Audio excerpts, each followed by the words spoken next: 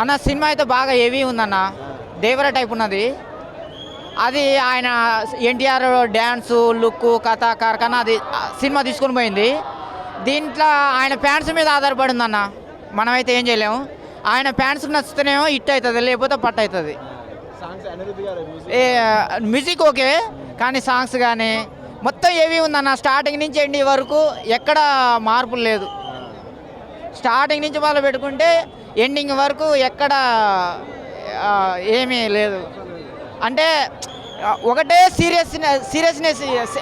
మనిషి అన్న తర్వాత నవ్వాలి, ఏడవాలి, కోప్పడాలి, అట్లా ఉంటే కొంచెం మనకు ఎంజాయ్మెంట్ ఉంటుంది.